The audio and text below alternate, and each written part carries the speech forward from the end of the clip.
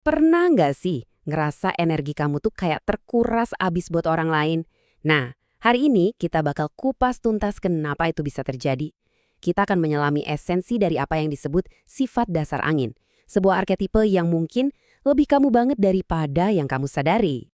Coba deh pikirin sebentar. Saya yakin pasti ada satu nama atau wajah yang langsung muncul di kepala kamu kan?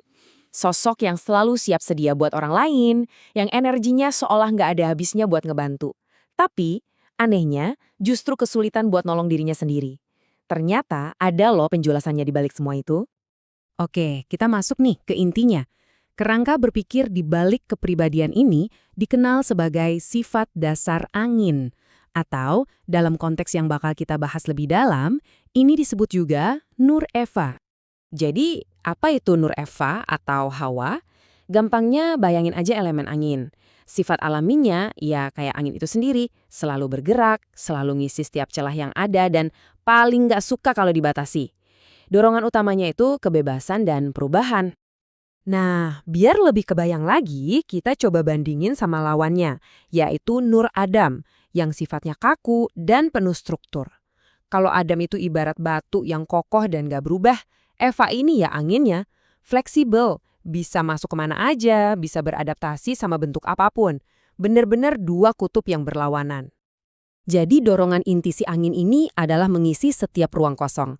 Ini bisa kita artikan sebagai keinginan buat menyalurkan kasih sayang kemanapun yang butuh. Dia itu menolak batasan, selalu pengen coba hal baru, seolah-olah pengen terus menggapai langit dan menjelajahi hal-hal yang belum pernah ada sebelumnya. Oke, dari yang abstrak tadi, sekarang kita lihat gimana sifat-sifat ini muncul dalam perilaku kita sehari-hari. Nah, disinilah kita mulai melihat wujud nyata dari si pemberi yang kita omongin di awal tadi. Sifatnya yang paling kelihatan, yang paling dominan adalah altruisme yang bisa dibilang ekstrim. Ini bukan lagi sekedar empati loh, tapi simpati. Sebuah dorongan buat menolong orang lain sampai-sampai ngorbanin kepentingan diri sendiri, bahkan kadang nggak mikirin konsekuensinya. Mereka ini tulus memberi, atau setidaknya kelihatannya begitu. Biasanya polanya tuh kayak gini. Pertama, mereka supel banget, gampang nyambung sama siapa aja. Sifat anginnya bikin mereka bisa masuk ke hati orang. Kedua, karena dorongan buat mengisi semua ruang kosong tadi, mereka jadi lupa sama batasan diri. Dan yang ketiga, ini nih ironisnya. Mereka jago banget nyelesain masalah orang lain, tapi masalah mereka sendiri seringnya malah dibiarin berantakan. Tapi ya gitu, seperti semua hal di dunia ini, sifat dasar ini tuh kayak pedang bermata dua. Setiap kekuatan luar biasa dari si angin ini pasti punya sisi gelapnya, punya kelemahannya sendiri. Kelihatan banget kan dualitasnya di sini. Di satu sisi mereka itu pendorong perubahan, penuh simpati, fleksibel, inovatif. Keren banget. Tapi di sisi lain, fleksibilitas itu bisa jadi inkonsistensi. Pengorbanan itu bikin mereka jadi haus pujian. Dan kemampuannya buat ada di mana-mana seringkali ujung-ujungnya jadi pemberi harapan palsu atau PHP. Sampai akhirnya ya energinya habis sendiri. Dari semua kelemahan tadi, kalau kita tarik benang merahnya, sebenarnya akarnya itu cuma satu. Cuma ada satu kerentanan inti yang jadi sumber dari semua sisi negatif sifat ini.